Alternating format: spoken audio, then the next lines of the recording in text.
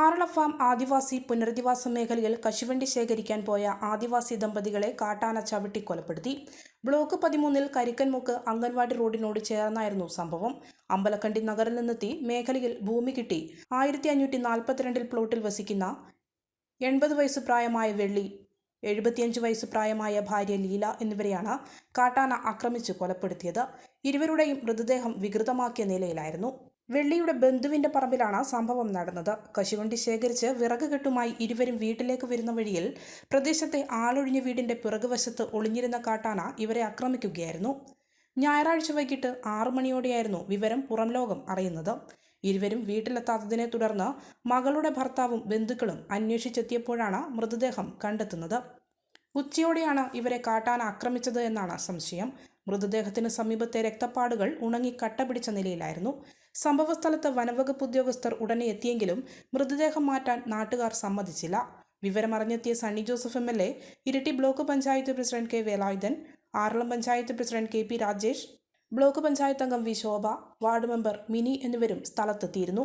പ്രതിഷേധം തണുപ്പിക്കുവാനും മൃതദേഹം മാറ്റുവാനും ഇവർ ശ്രമം നടത്തിയെങ്കിലും വിജയിച്ചില്ല. ആറളം SHO ആൻഡ്രിക് റോമിക്കിന്റെ നേതൃത്വത്തിൽ പോലീസ് എത്തി അനുനയ നീക്കം നടത്തിയെങ്കിലും ഫലം കണ്ടില്ല. ഇതിനിടയിൽ സണ്ണി ജോസഫ് MLA വനം മന്ത്രിയുമായി സംസാരിച്ച് ആവശ്യമായ മുൻകരുതൽ എടുക്കാമെന്ന് നാട്ടുകാർക്ക് ഉറപ്പു നൽകിയെങ്കിലും പ്രതിഷേധക്കാർ വഴങ്ങിയില്ല. രാത്രി വൈകിയും പ്രതിഷേധം തുടരുകയായിരുന്നു. വനം മന്ത്രി നേരിട്ട് സ്ഥലത്തെത്തണമെന്നായിരുന്നു നാട്ടുകാരുടെ ആവശ്യം. 10 വർഷത്തിനിടയിൽ ഇതോടെ 14 പേരുടെ ജീവനുകളാണ് കാട്ടാനക്കലിയിൽ പൊലിഞ്ഞത്.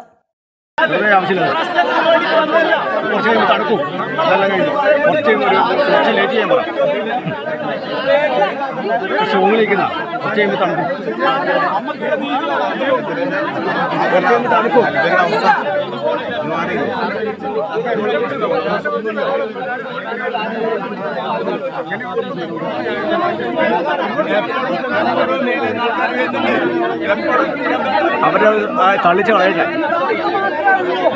കുറച്ച് ചൂടാവും.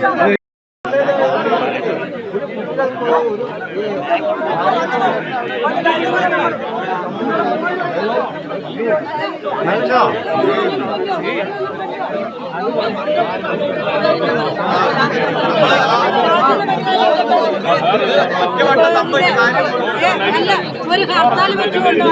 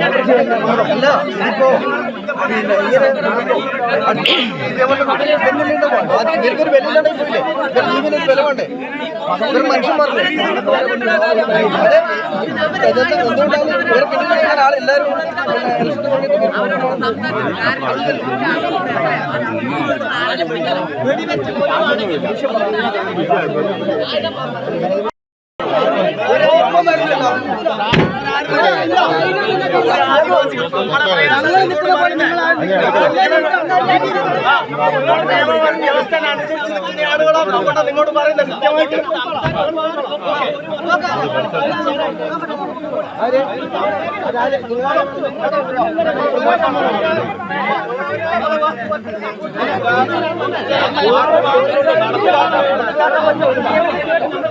ലക്ഷ്മി, ശ്രീധരൻ, വേണു, ചാലി എന്നിവരാണ് മക്കൾ.